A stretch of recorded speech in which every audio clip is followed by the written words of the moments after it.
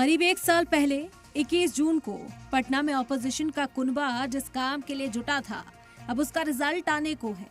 4 जून के नतीजे से पहले आखिरी बार इंडिया इत्तेहाद एक बार फिर मंथन करने कल दिल्ली में जुटेगा।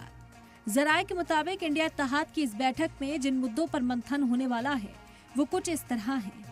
लोकसभा चुनाव में मुमकिन जीत वाली सीटों पर चर्चा, इत्तेहाद में कितने वोट इत्तेहादी पार्टियों को ट्रांसफर हुआ, नए इत्तेहादी को अलायंस में लाने की चर्चा होगी, अलायंस छोड़ चुके साथियों को वापस लाने की कोशिश और साथ ही ऑपोजिशन की तरफ से पीएम चेहरे पर मंथन।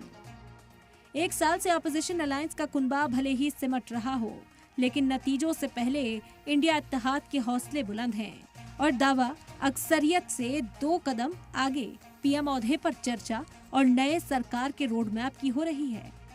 ऑपोजिशन के इन दावों की पड़ताल 4 जून को ही होगी, जब रिजल्ट सामने आएंगे। उस वक्त मालूम होगा कि एनडीए या फिर इंडिया इत्तेहाद में दम है और किसकी मेहनत रंगलाई है। कहा जा रहा है कि ममता बनर्जी कल होने वाली इंडिया इत्तेहाद की बैठक में शामिल नहीं हो रही हैं और सवाल उठ रहे हैं कि क्या ममता को ऑपोजिशन के दावों पर भरोसा नहीं है और इसीलिए नतीजों तक वेट एंड वॉच मोड में है। वैसे भी वेस्ट बंगाल चुनाव में ममता अकेला चलो का नारा बुलंद कर अलग रास्ता तैयार कर चुकी हैं।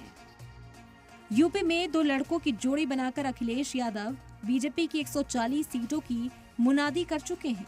अगर इंडिया इत्तेहाद के दावे गलत साबित हुए तो फिर क्या होगा? क्या यूपी में इंडिया इत्तेहाद कायम रहेगा? अरविंद केजरीवाल दिल्ली से पंजाब पहुंचते ही कांग्रेस के खिलाफ हल्ला बोल रहे हैं। एक तरफ केजरीवाल इंडिया अलायंस की सरकार की तश्कील का ऐलान कर रहे हैं तो दूसरी तरफ कांग्रेस के साथ इत्तेहाद को रिश्ते का नाम देने को मंजूर नहीं है। ऐसे में देखना होगा कि इंडिया अलायंस कितना कामयाब होगा। ब्यूरो रिपोर्ट, सलाम टीवी।